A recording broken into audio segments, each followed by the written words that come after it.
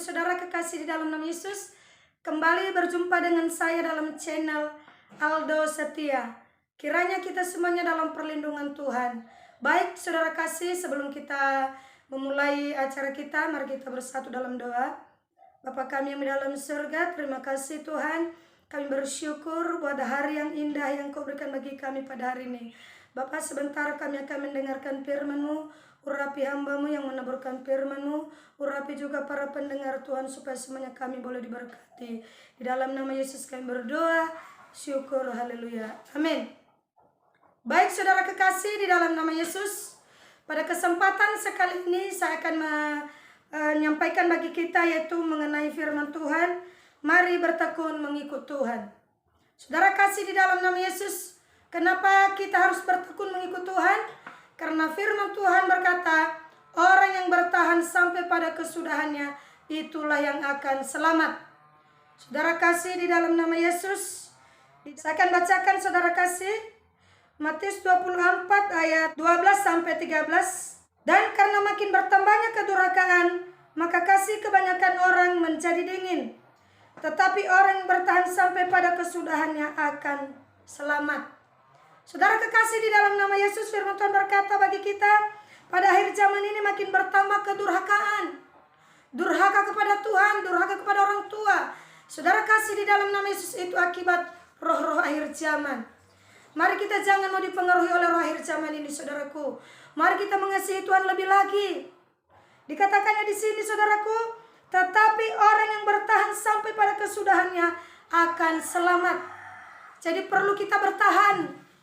Perlu kita mengasihi Tuhan dengan sungguh-sungguh. Perlu kita setia mengikuti Tuhan, saudara kasih, supaya kita boleh selamat. Di dalam Ibrani 10 ayat 25 berkata, saya bacakan bagi kita. Janganlah kita menjauhkan diri dari pertemuan-pertemuan ibadah kita, seperti dibiasakan oleh beberapa orang. Tetapi marilah kita saling menasehati, dan semakin giat melakukannya menjelang hari Tuhan yang mendekat. Nah, lebih jelas di sini saudara kasih ya. Janganlah kita meninggalkan ibadah-ibadah kita. Janganlah kita meninggalkan pertemuan-pertemuan kita, saudaraku. Mungkin banyak kesibukan-kesibukan kita, mungkin banyak pekerjaan kita. Tetapi saudara kasih, mari kita beri kesempatan saudara kasih untuk beribadah. Jangan dari pagi sampai sore kita bekerja. Siang malam kita bekerja, kita tidak ingat lagi kepada Tuhan. Siang malam saudara kasih kita mencari kerja, mengumpulkan harta, kita lupa kepada Tuhan, saudara kasih di dalam nama Yesus. Di sini dikatakannya, jangan kita menjauhkan diri dari pertemuan-pertemuan ibadah kita. Kenapa saudara kasih? Karena kedatangan Tuhan sudah semakin dekat. Tanda-tandanya sudah semakin dekat. Tadi di awal saudaraku dikatakan kasih kebanyakan orang semakin dingin. Pada akhir zaman ini saudara kasih, orang tidak lagi mengasihi sesamanya, tetapi mencintai dirinya sendiri. Tidak lagi mengasihi orang tua. Saudara kasih, banyak berita-berita kita dengar sekarang, ada anak membunuh orang tua. Ada orang tua membunuh anaknya. Kenapa saudaraku? Tidak ada lagi kasih. Di dunia ini tidak ada lagi kasih, saudaraku. Di mana ada kasih itu hanya ada di dalam Yesus. Saudara kasih di dalam nama Yesus, marilah tetap hidup di dalam Tuhan. Marilah tetap tinggal di dalam Tuhan. Karena itulah yang memberikan damai kepada kita. Hanya Tuhan yang memberikan sukacita bagi kita, saudaraku. Jangan kita mau terbawa arus oleh dunia ini. Saudara kasih di dalam nama Yesus, di sini dikatakannya saudara kasih, kita harus melatih diri kita untuk beribadah. Di dalam 1 Timotius 4 ayat 7-8 saya buka, saudaraku. Firman Tuhan berkata, tetapi jauhilah tahayul dan dongeng nenek-nenek tua, latihlah dirimu beribadah. Latihan badani terbatas gunanya, tetapi ibadah itu berguna dalam segala hal, karena mengandung janji, baik untuk hidup ini maupun untuk hidup yang akan datang. Saudara kasih di dalam nama Yesus, ibadah itu mengandung janji. Jadi perlu kita melatih diri kita untuk beribadah.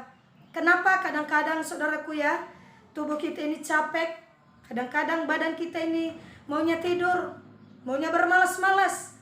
Tetapi firman Tuhan berkata kita harus melatih diri kita. Kita latih diri kita untuk beribadah, saudaraku. Jangan lebih suka kita menonton TV daripada beribadah. Jangan lebih suka kita membuka-buka Facebook daripada beribadah, saudaraku. Di sini dikatakannya kita melatih diri kita. Karena kecenderungan tubuh manusia ini, saudaraku, bermalas-malas. Dia cenderung mau tidur, cenderung bermalas-malas. Tuhan tidak suka seperti itu, saudaraku. Jadi mari kita melatih diri kita untuk beribadah. Dikatakannya karena latihan badani terbatas gunanya, saudara kasih, tetapi ibadah itu berguna dalam segala hal. Latihan badani seperti kita melatih, kita latih otot kita supaya kuat, kita berolahraga, tetapi saudara kasih terbatas gunanya. Tetapi ibadah ini, saudaraku, berguna untuk segala hal. Baik untuk hidup sekarang ini, saudaraku. Contohnya untuk hidup sekarang ini, saudaraku, kalau kita setia beribadah kepada Tuhan, saudaraku, maka Dia akan mencukupi segala kebutuhan kita. Dia akan memberkati roti makanan kita, minuman kita, saudaraku, semuanya diberkati. Tetapi saudara kasih, di dalam nama Yesus, latihan badani terbatas gunanya. Tapi saudara kasih, ibadah ini berguna dalam segala hal. Jadi saudara kasih, untuk hidup yang akan datang, saudara kasih, contohnya yaitu berguna untuk keselamatan jiwa kita. Kalau kita setia beribadah, maka Tuhan akan mengangkat kita pada saat kedatangannya kedua kali. Saudara kasih, di dalam nama Yesus, di dalam Keluaran 23 ayat 25 berkata, saudara kasih, di sini dikatakannya,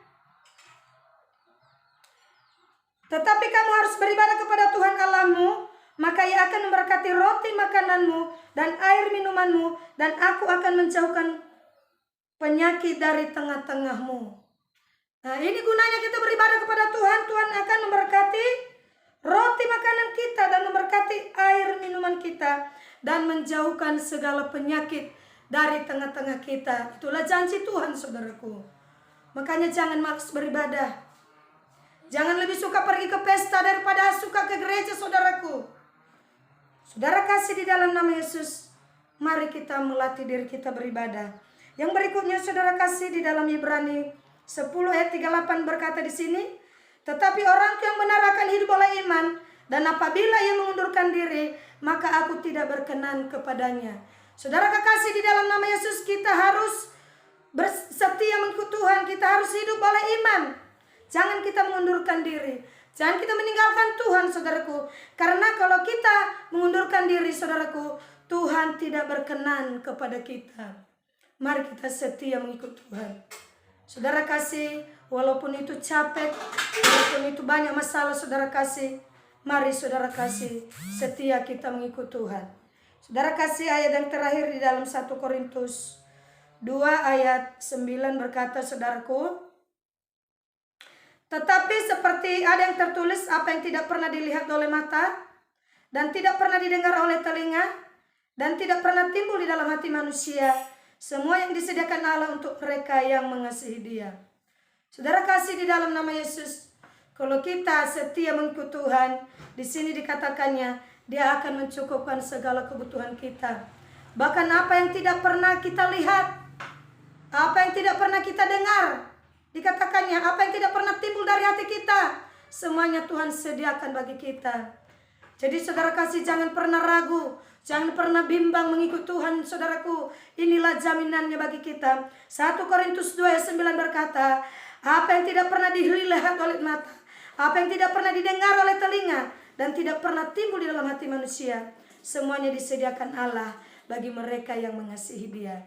Jadi saudara kasih, inilah jaminan bagi kita untuk mengikut Tuhan lebih sungguh-sungguh lagi, mengikut Tuhan lebih setia lagi. Saudara kasih, Dia akan mencukupkan segala kebutuhan kita.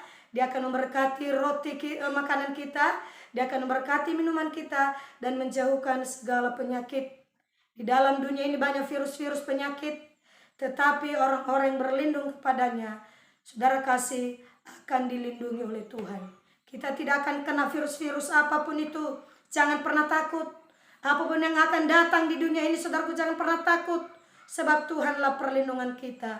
Tuhanlah yang saudara kasih membentengi kita dari serangan-serangan musuh. Jadi saudara kasih, di dalam nama Yesus, tetaplah mengikut Tuhan. Jangan pernah lelah, jangan pernah capek mengikut Tuhan. Mari setia, saudaraku. Maka kita akan sampai, saudara kasih, kepada kerajaan surga. Tuhan akan mengangkat orang-orang setia mengikut Tuhan. Puji nama Tuhan saudara kasih. Sekianlah renungan pada hari ini bagi kita. Kiranya Tuhan memberkati kita semuanya. Sebelumnya mari kita bersatu dalam doa. Bapa kami yang di dalam surga, terima kasih Tuhan. Kami bersyukur buat firman-Mu pada hari ini. Kiranya firman-Mu memberkati kami. Biarlah kami lebih mengasihi-Mu. Biarlah kami boleh bertekun mengikut Engkau Tuhan. Terima kasih Bapa, berkati semuanya kami di tempat ini yang mendengarkan firman-Mu. Berkati juga Tuhan para pendengar dimanapun berada, baik yang ada di Indonesia maupun yang ada di luar negeri, semuanya Kau berkati.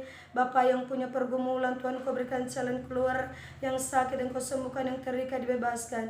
Terima kasih Bapa, berkati bangsa dan negara kami, berkati presiden kami, berkati wakilnya, para menterinya, semuanya Kau berkati Tuhan. Berkati bangsa-bangsa Tuhan, semuanya aman. Dalam nama Yesus kami berdoa, dalam nama Yesus kami bersyukur. Haleluya.